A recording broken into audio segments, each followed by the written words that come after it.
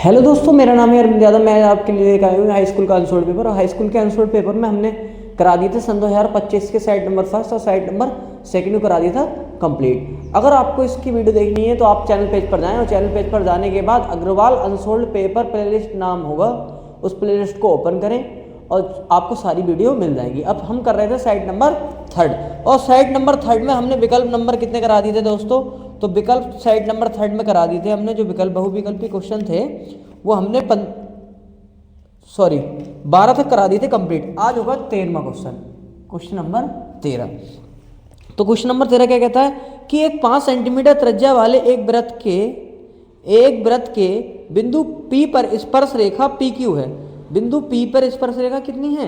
PQ है। देखो 5 centimetre का क्या है? एक वृत्त है। वृत्त सपोज कर लो 5 सेंटीमीटर का एक ये वृत्त है। तो 5 सेंटीमीटर त्रिज्या का एक क्या है?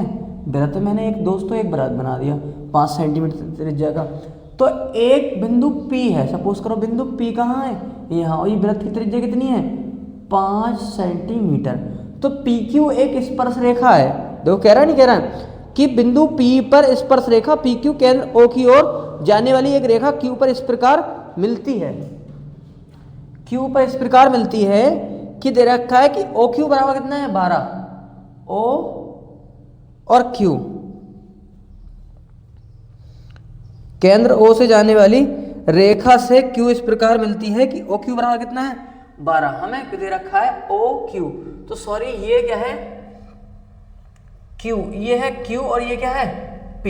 तो P कितनी है? तो आप कहेंगे ये दे रखी है हमारे पास कितनी? O और से लेके Q कितनी है? 12 सेंटीमीटर है ना, 12 सेंटीमीटर। और प्लस देखो है ना, और ये OQ कितनी है? 12। तो PQ की लंबाई ज्ञात करा रहा है। PQ हमसे पूछ रहा है, ये पूछना चाह रहा है। तो हम क्या लगा देंगे? त्रिभुज PQ POQ में पाइथागोरस प्रमेय लगा दें। क्या लगा दें दोस्तों? पाइथागोरस प्रमेय से। तो पाइथागोरस प्रमेय क्या कहती है दोस्तों? पाइथागोरस प्रमेय कहती है कि कर्ण का स्क्वायर बराबर आधार स्क्वायर प्लस लंब का स्क्वायर। तो देखो कर्ण कितना है हमें निकालना है, कर्ण की वैल्यू क्या करनी है दोस्तों? निकालनी है। आधार कितना है? 12 का स्क्वायर और प्लस ये कितना है? 5 का स्क्वायर, 5 का स्क्वायर। तो 12 12 में 144 और 5 पंजे 25। तो कितना हो गया दोस्तों? 169। कितना हो गया? कर्ण का स्क्वायर कितना हो गया? 169। तो कर्ण की वैल्यू कितनी आ गई? रूट में 169। तो कितना आ गया? 13। तो आंसर हो जाएगा 13 है ना। अगला क्वेश्चन देखेंगे जो इस अनसोल्ड में दे रखा है 119, वो गलत है। अब देखो क्वेश्चन नंबर 14 क्या है? कह रहा चित्र में BD पैरेलल है BC के। यदि AD बराबर 3 है तो D बराबर 4 है तो DB की 1.5 सेंटीमीटर। तो BC की माप ज्ञात कीजिए। हमसे क्या करा रहा है? BC की माप ज्ञात करा रहा है। आप इसको कर ले नोट, मैं इसको कर देता हूँ रफ या स्क्रीनशॉट ले लें। सभी लोग सेशन में आ गए हो तो सेशन को लाइक सब्सक्राइब एंड शेयर करना ना भूलें। अगला क्वेश्चन कराते हैं दोस्तों। एक इमेज दे रखी है। इमेज क्या दिया है? तो इमेज दे रखी है हमारे पास एक चित्र ये दे रखा है। क्या दे रखा है दोस्तों? ये A है, ये B है, ये C है। और कह रहा है कि DE पैरेलल है किसके? BC के। ये दिया है हमें। क्या दिया है दोस्तों? ये क्वेश्चन नंबर 14 को कराते हैं सॉल्यूशन। तो आप कहेंगे कि इसमें DE पैरेलल है किसके? BC के। और क्या दिया है? और दे रखा है कि AD बराबर कितना है? 3 सेंटीमीटर। कितना दे रखा है दोस्तों? 3 सेंटीमीटर। और DE कितना दे रखा है? तो DE दे रखा है आपको 4 सेंटीमीटर। और D और B कितना दे रखा है? तो आप कहेंगे DB दे रखा है हमारे पास 1.5 सेंटीमीटर। तो BC की माप ज्ञात करा रहा है। तो मैं क्या कर रहा हूँ दोस्तों? दो त्रिभुज बन रहे हैं। देखो एक बनना है ADE और एक बनना है ABC। तो लिख लूँ त्रिभुज ADE तथा त्रिभुज ABC में। तो कहेंगे आप कहेंगे कि जितना त्रिभुज ADE होगा, जितना एंगल D होगा उतना ही एंगल क्या होगा? B होगा। तो लिख लेते एंगल ABC के इक्वल होगा।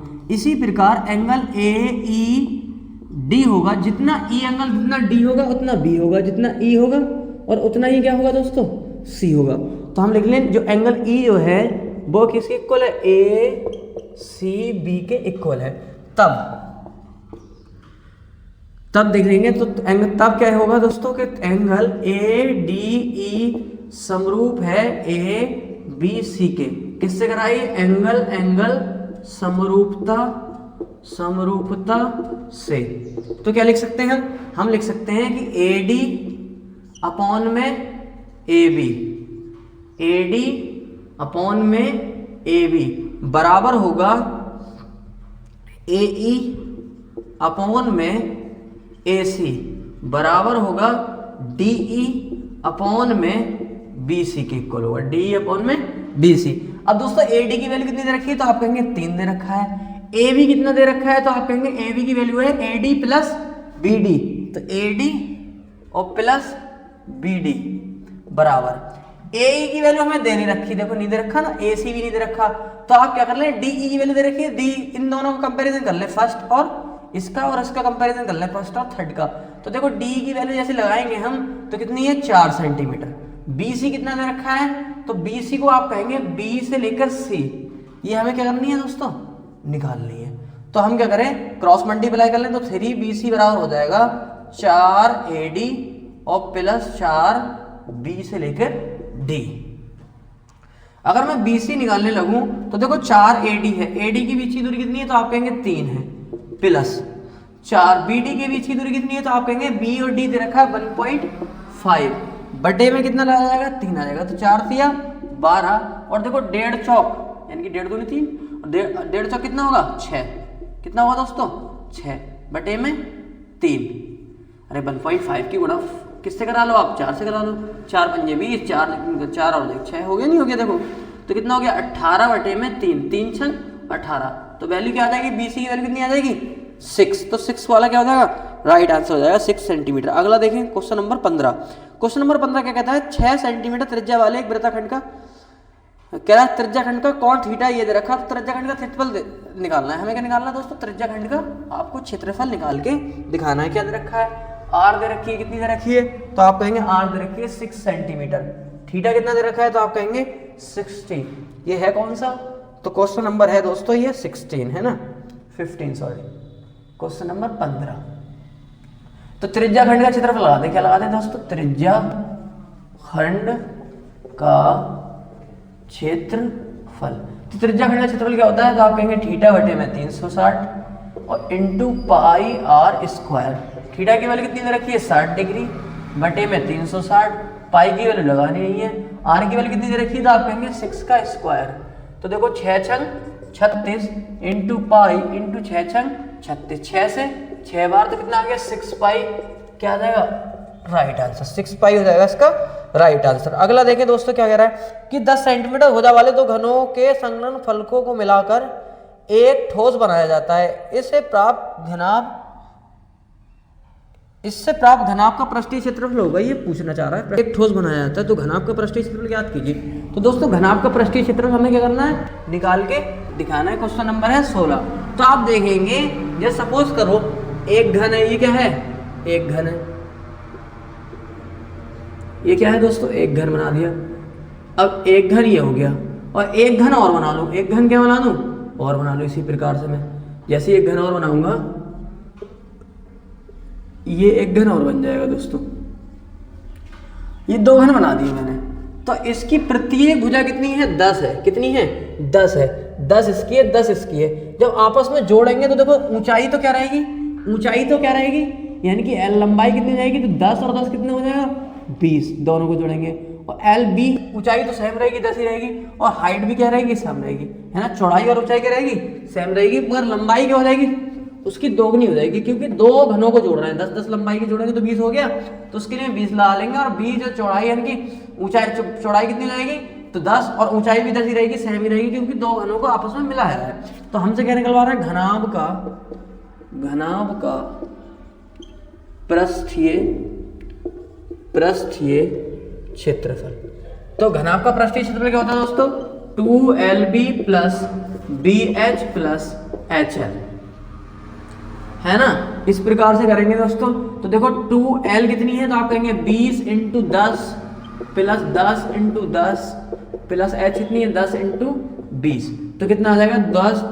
200 दधांशो और प्लस 200, तो दोस्तों कितना हो जाएगा 500 और 500 दूनी कितने होते हैं 1000, कितना आ जाएगा दोस्तों 1000 क्या हो जाएगा राइट आंसर, 1000 सेंटीमीटर का स्क्वायर ही क्या हो जाएगा इसका राइट आंसर हो जाएगा। अगला क्वेश्चन देखें, अगला क्वेश्चन नंबर है 17, क्वेश्चन नंबर क्या है दोस्तों 17। अब क्वेश्चन नंबर 17 देखें सर, क्वेश्चन नंबर 17 को कराते हैं इधर सॉल्व। क्वेश्चन नंबर 17 क्या है कि द्विघात बहुपद 6x² minus 3x minus 3 minus का 7x के शून्यांक ज्ञात करा रहा है, क्या करा रहा है शून्य ज्ञात करा रहा है। दोस्तों इसको कर लेंगे सॉल्यूशन, और सॉल्यूशन करने के बाद एक बार उतारेंगे 6x² 7x लिख लूँ माइनस 3 बराबर 0 लिख लूँ। तो कहने का मतलब 3 × 18 गुणा लास्ट वाली टर्म की पहले वाले से टर्म से करते गुणा करते 3 × 18 और माइनस करने पर कितना है 7 आए। तो 18 के ऐसे गुणनखंड कर लो 2 से 9 बार, और देखो 3 तिया 9 और 3 ही का ना 3, तो हमें 18 9 दूनी 18 गुणनखंड मिल गए 9 दूनी 18 और 9 में से 2 घटाएंगे तो कितने बच जाएंगे, तो आप कहेंगे 7 है ना। तो कंडीशन क्या होती है फॉलो होती है। तो हम 7 की जगह लिखें 9 माइनस का 2, 9 माइनस का क्या लिख लें दोस्तों 2 लिख लें, x ऐसे लिख लें बराबर 0। तो 6x² 9x प्लस का 2x माइनस का 3 बराबर 0। अब क्या ले दोस्तों 3x ले लें कॉमन, जैसे 3x कॉमन लेंगे तो 3 दूनी 6x 3 दूनी 6 और 3 तिया 9 और प्लस का 1 ले लें कॉमन यहाँ से, तो ये ऐसे ही बच जाएगा बराबर 0। एक बार बाहर वाले टर्म ले लेंगे और एक बार ले लेंगे अंदर वाली टर्म, फिर लिखेंगे यदि 3x प्लस 1 बराबर 0 तो x की वैल्यू कितनी आएगी 1/3, एक शून्य क्या आ जाएगा ये आ जाएगा। फिर लिखेंगे यदि 2x माइनस 3 बराबर 0 2x माइनस 3 बराबर 0 तो 2x की वैल्यू कितनी आ गई 3 आ गई, तो x की वैल्यू कितनी होगी 3/2। तो आंसर आ गया हमारे पास माइनस का 1/2 माइनस का प्लस का 3/2, इसके क्या होंगे शून्य होंगे। अगला देखें क्वेश्चन नंबर 18 देखें इसी प्रकार से। क्वेश्चन नंबर 18 क्या कह रहा है कि रेखीय समीकरण युग्म 4/3x प्लस 2y बराबर 8 2x प्लस 3y बराबर 12 के हलों की संख्या होगी, ये पूछना चाह रहा है ना। इसको मैं कर देता हूँ रफ, अब कराते हैं इसी क्रम में अगला क्वेश्चन आपको। अगला क्वेश्चन क्या कहता है कि वो पूछना चाह रहा है कि इसके हल कितने होंगे, 1 हल होगा 2 हल होंगे अनंत हल होंगे है ना। तो ये तो अभी करके पता चलेगा कितने हल होंगे। तो 18 क्वेश्चन नंबर 18 क्या दे रखा है, तो क्वेश्चन नंबर 18 जो है वो दे रखा है 4/3x प्लस 2y बराबर 8। अगर मैं इसको इससे करूँ सॉल्व तो जिसके बेटे में कुछ नहीं उसके बेटे में 1, जिसके बेटे में कुछ नहीं उसके बेटे में 1, तो मैं क्या ले लूँ 3 ले लूँ एलसीएम, 3 एलसीएम ले लूँगा 3 ही का ना 3, 1 गुणा ऊपर वाली संख्या प्लस 1 तिया 3 3 इंटू ऊपर वाली संख्या बराबर 8। तो देखो 4 ही का ना 4 और 3 दूनी 6y बराबर कितना आ गया 8 बटे कितना आ गया 2, जिसके बेटे में कुछ नहीं उसके बेटे में 1, क्रॉस मल्टीप्लाई कर ले तो देखो 4x प्लस 6y और 8 दूनी 16, आंसर क्या आ गया आंसर सॉरी नहीं आंसर नहीं, इसे समीकरण मान लेंगे 1। अब देखो दूसरी समीकरण दे रखी है पहले से ही 2x प्लस 3y बराबर 12। आप कहेंगे ये आपने इतनी बड़ी क्यों की, तो मैंने ना ये बर्थडे वाली चीज को हटाया है, जो बर्थडे में 3 था अपॉन में उसको नेगलेक्ट करा है ना, इसको बराबर करके, तो मैंने इसलिए समीकरण नंबर 1 बनाई है। अब मैं लिख लूँ समीकरण 1 की a1x b1y प्लस c1 बराबर 0 से तुलना करने पर, जैसे दोस्तों तुलना करेंगे तो आप देखेंगे a1 की वैल्यू कितनी आ जाएगी, तो a1 की वैल्यू कितनी आ गई 4 आ गई, b1 की वैल्यू कितनी आ जाएगी 6 आ जाएगी और c1 की वैल्यू कितनी आ जाएगी माइनस के 16 आ जाएगी। इसी प्रकार समीकरण 2 की तुलना करें हम किससे a2x plus b2y plus c2 बराबर 0 से करने पर तो देखो a2 की वैल्यू कितनी आ जाएगी, तो a2 की वैल्यू कितनी आ जाएगी दोस्तों 2 आ जाएगी, क्या आ जाएगी 2, और b2 की वैल्यू कितनी आ जाएगी तो आप कहेंगे 3 आ जाएगी, और c2 की वैल्यू कितनी आ जाएगी माइनस के 12 आ जाएगी, कितनी आ जाएगी 12 माइनस के 12, सॉरी ये बटे में कितना है 3 है, कितना है 3, 8 तिया 24 हो जाएगा, क्या हो जाएगा दोस्तों ये 8 तिया 24, कितना हो जाएगा 24, तो c2 की वैल्यू कितनी आ जाएगी 24 है ना, और ये 12 दे ही रखी थी, 8 दिन 16 8 तिया 24 हो जाएगा, कितना हो जाएगा दोस्तों 8 तिया 24, और ये 12 दे ही रखा है ना, और b1 की वैल्यू तो दे ही रखी है, कितनी दे रखी है देखो c1 की वैल्यू सॉरी ये यहाँ लिखना है हमें 24 माइनस का 24, और ये जो है ये वैल्यू तो 12 थी माइनस के है ना। तो हम क्या करें, हमने एक रिजल्ट पढ़ रखा था कि a1 अपॉन A2 बराबर B1 अपॉन B2। चेक करके देखेंगे तो A1 की वैल्यू कितनी है, तो आप कहेंगे 4 है। A2 की वैल्यू कितनी है, 2 है। B1 की वैल्यू कितनी है, 6 है। आप कहेंगे ये एक दूसरे के इक्वल है, नहीं है। तो आप क्या करेंगे, C1 और C2 को भी चेक करके देखेंगे। C1 अपॉन C2, तो C1 की वैल्यू कितनी है, तो आप कहेंगे माइनस के 24 और ये कितना दे रखा है, माइनस के 12। माइनस से माइनस कैंसिल हो जाएगा। तो जैसे कट करेंगे तो 2 दूनी 4, 3 दूनी 6, 3 दूनी 6 और 12 दूनी 24। तो एक दूसरे क्या आ गए दोस्तों, इक्वल आ गए। जब ये वाला रिजल्ट एक सारे के सारे एक दूसरे के इक्वल होते हैं तो हल कैसे होते हैं, तो हल होते हैं दोस्तों अनंत। लिखेंगे अनंत हल होंगे, अनंत हल होंगे। तो आंसर क्या हो जाएगा, अनंत हल होंगे, है ना। अगला देखो क्वेश्चन नंबर 19 क्या कह रहा है कि द्विघात समीकरण 3x² माइनस के 4 रूट 3x प्लस का 4 का विविक्तर ज्ञात करा रहा है। क्या कर रहा है, विविक्तर ज्ञात करा रहा है दोस्तों। 19 क्वेश्चन नंबर 19 को देखेंगे। 19 क्या कह रहा है कि 3x² minus 4 root 3x plus 4 बराबर 0।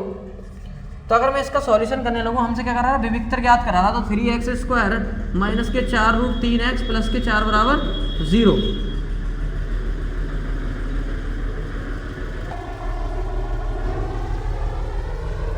अब दोस्तों इसे देखेंगे क्या है कि 3x² माइनस के 4 रूट 3x प्लस 4 बराबर 0 के विविक्तर याद करना है, विविक्तर लगाना है इसमें। तो इसमें लिखें कि उपरोक्त समीकरण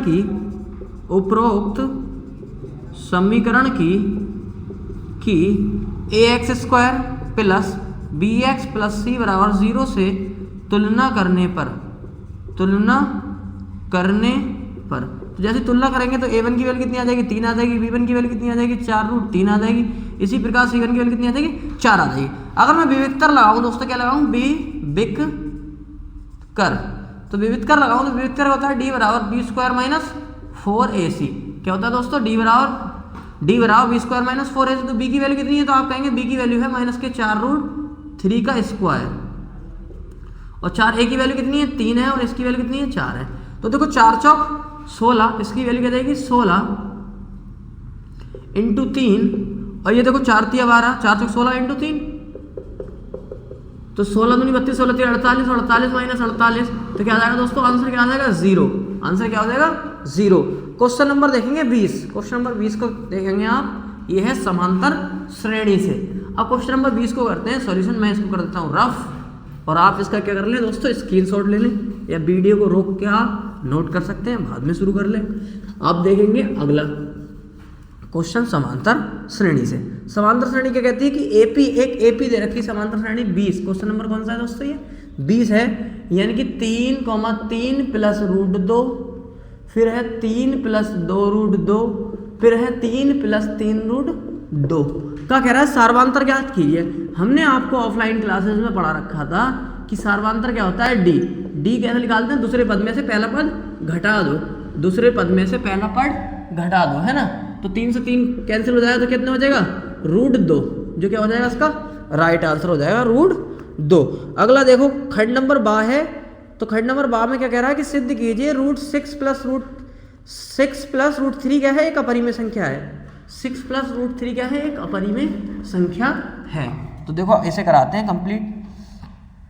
तो का वाला क्वेश्चन है, खंड है दोस्तों फर्स्ट का का, कह रहा है कि 6 रूट 3। तो इस तरीके क्वेश्चन क्या करते हैं, हमने बताया था ऑफलाइन क्लास में। माना 6 रूट 3 एक परिमेय संख्या है, परिमेय संख्या है जिसे हम P अपॉन Q के रूप में क्या कर सकते हैं, लिख सकते हैं।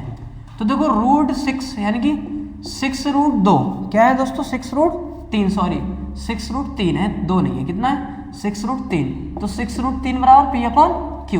और जहां लिखेंगे चूंकि Q बराबर नहीं है 0 के, और जहां P व Q क्या है, पूर्णांक है। क्या है दोस्तों, पूर्णांक है। तब क्या कर लें, अब समीकरण 1 से करेंगे। समीकरण 1 से तो आप देखेंगे कि यह 6 रूट कितना है दोस्तों, 6 रूट 3 बराबर P अपॉन Q है। रूट 3 को ब्रेक कर लें तो P अपॉन क्या हो जाएगा, 6Q हो जाएगा। तो लिखेंगे कि P अपॉन 6Q एक परिमेय संख्या है, परिमेय संख्या है परंतु √3 एक अपरिमेय संख्या है, अपरिमेय संख्या है। अब लिख लेंगे दोस्तों, एक लाइन लिख लेंगे, जो हमारी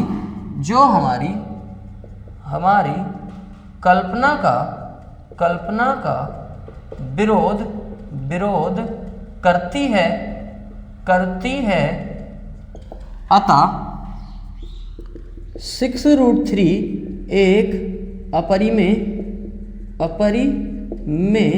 संख्या है। तो दोस्तों इस तरीके से क्वेश्चन कर देंगे। आपको हमने बता रखा है कि कैसे करना है, उल्टा मानना है। वो क्या है, अपरिमेय है संख्या है, तो आप क्या कहेंगे कि ये परिमेय संख्या है, परिमेय संख्या मान लेंगे और फिर इसको आप क्या कर देंगे, प्रूफ करके दिखा देंगे। दोस्तों वीडियो अच्छी लगी हो तो वीडियो को लाइक, सब्सक्राइब एंड शेयर करना ना भूलें। थैंक यू दोस्तों।